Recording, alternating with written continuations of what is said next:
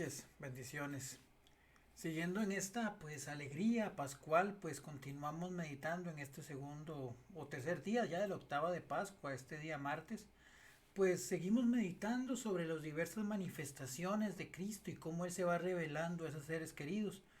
Hoy pues el Evangelio nos pone un encuentro que está en el texto de San Juan. Recordemos que María Magdalena se acercan al sepulcro y ella indica que la piedra ha sido removida y que el Señor no está. Bueno, posiblemente en alguno de los textos posteriores vamos a ver, por ejemplo, el momento donde Juan y Pedro corren y demás, y María va detrás, María Magdalena sigue detrás. Ellos pues no encuentran nada, se devuelven y María se queda llorando ahí, dice que se queda llorando a la puerta del sepulcro porque el Señor no estaba, porque no sabía dónde estaba el cuerpo del Señor. Vuelve a ver nuevamente dentro de la cueva, sigue buscando al Señor y dice que encuentra a dos ángeles, uno en la cabecera y otro en la parte de los pies donde han puesto al Señor y le preguntan que por qué llora y ella dice que se han robado el cuerpo del Señor y no sabe dónde lo han puesto. Continúa a llorar y vuelve a escuchar una voz ahora detrás de ella y, y ella piensa, en primera instancia no reconoce al Señor y le dice lo mismo, que le pregunta que si él es el jardinero, que dónde ha puesto el cuerpo del Señor. A lo que después el Señor le responde llamándola por su nombre y ahí se logra dar cuenta de que es Jesús el que le está hablando. Vamos por partes de ese texto que tiene altos y muy bellos simbolismos, pero el primero es recalcar la actitud de María Magdalena, una actitud muy propia del género femenino. Las mujeres tienen ese don que a veces nosotros llamamos como terquedad, pero es ese amor tan grande que las lleva a estar pues pendiente a la búsqueda de aquellas cosas que no sienten completas o que sienten que se están perdiendo. Ellas son sumamente cuidadosas y son sumamente obstinadas en el buen sentido de la palabra. María sigue buscando al Señor, necesita saber qué ha pasado con su cuerpo, necesita constantemente buscar y buscar y buscar y por eso pues está llorando, revisa dentro del sepulcro, le pregunta a los ángeles, le pregunta al Señor sin reconocerlo, porque el amor de una madre es una búsqueda constante por el bien de los que ama. El amor de la mujer tiene esa capacidad. Es un don que Dios les ha dado y es un don que deberíamos de también nosotros aprender de ellas. Es tanto el amor de María que María Magdalena tiene a Jesús que no renuncia a buscarlo. Y producto de esa búsqueda, producto de esa testarudez, por decirlo de alguna manera, termina encontrando al Señor. El Señor se le aparece como esa persona que verdaderamente necesita ver justamente consumadas esas búsquedas y esas necesidades. Y es el primer ejemplo que debemos recibir nosotros. Al Señor, el Señor siempre está dispuesto a mostrarnos su gloria, a mostrarnos en nuestra vida, a caminar con nosotros. No es que la búsqueda, no entendamos la búsqueda como que Él quiera esconderse a nuestros ojos, sino que muchas veces nos pasa inclusive lo que María Magdalena estaba viviendo en ese momento. Nos aferramos tanto a una idea preconcebida de Dios o a nuestra idea de Dios que limitamos su gracia y su presencia en nuestra existencia. Es cierto, desde el principio hemos sido formados y nos han dado pues momentos de catequesis y demás sobre quién es Dios. Pero lo bello también y lo primordial de este encuentro con Dios radica en lo que sigue o en lo que continúa el texto. María es llamada por su propio nombre, por su propia condición, por su propia actualidad, por sus propios sentimientos, por sus propias emociones. Y así Dios, así Cristo nos llama a cada uno de nosotros de maneras particulares y de maneras justamente propias a cada una de nuestras realidades. Por eso es bueno siempre buscar participar de grupos de estudio, participar de la Eucaristía, formarnos, leer la Biblia y demás. Pero siempre con esa apertura de saber de que Dios nos va a llamar a nosotros en nuestra cotidianidad. Y esa cotidianidad que nos llevará a entenderlo mejor, a que Él se manifieste en nuestras vidas y también de que ese encuentro nos impulse a nosotros a cambiar situaciones, circunstancias, emociones, sentimientos, actitudes que nos alejan también de Él y que no nos permiten verlo con total claridad. Esa es la riqueza de inclusive de los mismos procesos que el Señor va teniendo con cada uno de estos encuentros. Él va a ir poco a poco.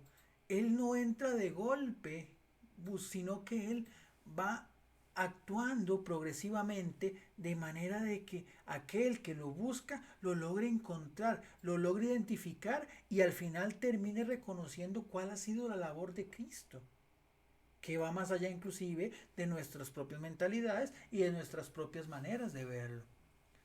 Pero vean qué interesante, Jesús llama a María por su nombre y María lo reconoce en ese momento y le dice Rabuní, que Rabuní es una forma más solemne de llamar Rabí, que es maestro, sino que es una forma más solemne que indica inclusive una importancia de una divinidad, o sea, María al decirle de una manera más solemne maestro, que no es Rabí, sino Rabuní a Jesús, ella también identifica que Cristo, aquel hombre que en primera instancia ella conoció, perdonó sus pecados, le transformó su vida con su predicación, que vio morir en la cruz como un ser humano, ya ahí reconoce su divinidad, ya él se da cuenta que era Dios quien se había encarnado y nos ha redimido. Entonces, ya ahí entra también a comprender que el Señor está actuando de manera especial y que hay una invitación posterior, que es el testimonio, como lo veíamos justamente en el Evangelio de ayer lunes. Hoy vuelve a resonar, ve a mis hermanos y cuéntales. ¿Por qué? Porque la experiencia cristiana de la resurrección, el anuncio de la buena noticia de Cristo resucitado, no puede permanecer guardada, tiene que ser divulgada, tiene que ser testimoniada en todo el mundo, y en cualquier estancia, en cualquier situación. Pero verdaderamente, inclusive, no solamente anunciar que Cristo está vivo, sino vivir como si verdaderamente tenemos la certeza de que Cristo estuviera vivo. Porque siempre va a entrar esa pues comparativa entre lo que yo digo y lo que yo hago, que al final es el testimonio. Las palabras convencen, el testimonio arrasa. Y hay otro último elemento también digno de este texto que es importante identificar. ¿Qué es lo que le dice justamente Jesús a María Magdalena? Le dice, bueno, María Magdalena dice que se abalanza sobre Jesús como veíamos también en el Evangelio de ayer, como para querer abrazar sus pies. Y él le dice, no me retengas, porque no he llegado a la casa de mi padre. Si yo en mi reflexión particular sobre esta frase, es la invitación a la que nosotros pues también estamos invitados a vivir como justamente pues cristianos conscientes de la resurrección de Cristo. Ya Cristo asumió nuestra condición humana, ya Cristo entendió, por decirlo de alguna manera, compartió nuestras debilidades, nuestras flaquezas, nuestras caídas y demás. Ahora no se trata de no únicamente amarrar a Cristo a esa realidad humana, sino que más bien Cristo nos ha abierto las puertas para que nosotros también pues busquemos el fin definitivo, que es justamente la vida eterna, el cielo. Ese es nuestro fin último, que se ve pleno en el llamado constante a la vida de santidad, que no es otra cosa que ir configurando mi vida poco a poco a los sentimientos, a las acciones y a la forma de ver todo desde la perspectiva de Dios. Sed santos como mi Padre es santo y como Cristo también compartió esa santidad. Entonces, vean qué importante, ok, Jesús sigue caminando con nosotros de maneras muy especiales, a través de su palabra, a través de su oración, a través de la guía del Espíritu Santo, a través de los sacramentos, a través de la oración, etcétera, etcétera. Pero que eso no se convierten en fines aquí en la tierra, sino en medios para que ya Cristo no se mantenga acá, sino para que yo pueda trascender a la vida eterna. Y lo reafirma con una frase: voy a mi Padre, vuestro Padre, tu Padre. O sea, ya con esta entrega amorosa y esta victoria de Cristo sobre la muerte, nosotros podemos aspirar a ser hijos de Dios. Podemos llegar por Él, por la sangre de Cristo derramada y que purifica y limpia nuestra vida, podemos verdaderamente sentirnos hijos de Dios. Como decía San Pablo, podemos llamarnos hijos de Dios y lo somos. Vean qué regalo tan maravilloso nos deja la Pascua. Esa capacidad de reconocernos justamente esos hijos de Dios que Él tanto ama y desea para sí. Entonces, verdaderamente es la dicha y la alegría de este tiempo pascual. Es saber que ya hemos sido elevados, ya el Señor se achicó a nuestra condición. Ahora a nosotros nos toca caminar día con Él, buscarle con la misma alegría, con el mismo entusiasmo, con la misma preocupación, con la misma, pues con el mismo, ¿cómo llamarlo? Con el mismo entusiasmo, con la misma fijación de María Magdalena, sabiendo que el Señor al final se nos va a encontrar en nuestro camino. Pero eso sí, para poder encontrarlo, también tenemos que dejar a veces de cerrar nuestra mente en ciertas cosas y aprender a escucharle y a encontrarle en su verdad completa. Que es algo que también pues podríamos hablar un poquito en el tema de mañana, justamente con el relato que tendremos, que es espectacular, que es el relato de los discípulos de Maús. En ese momento pues también vamos a encontrar donde entra justamente esa revelación de Dios y el aprender a entender la verdad de lo que el Señor ha enseñado. Entonces, pues sigamos buscando. A veces el mundo se convierte en un momento de lágrimas.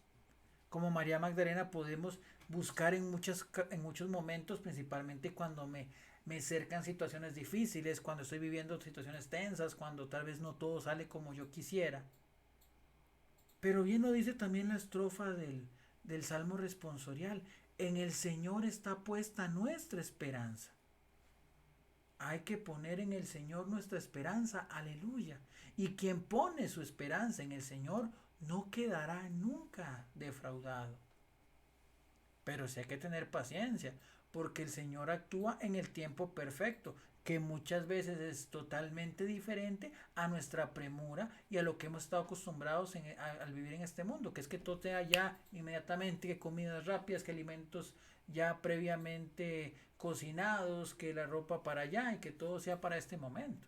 No, el Señor construye bien y como todo buen constructor se toma su tiempo para hacer las cosas de la mejor manera.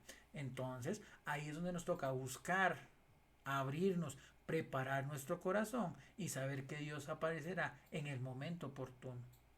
Esa es la bendición de la resurrección, el saber que nunca más caminaremos solos, pero sobre todo que es nuestro llamado cotidiano como bautizados, como hijos de Dios, porque lo somos por el bautismo y por el amor que Dios nos ha tenido, de ser testimonio de que verdaderamente el Señor habita en medio de su pueblo, en medio del mundo, y que está buscándonos para sanarnos y para darnos la vida eterna. Y es el testimonio que debemos dar, para de esa manera seguir siendo sal y luz. Bendiciones.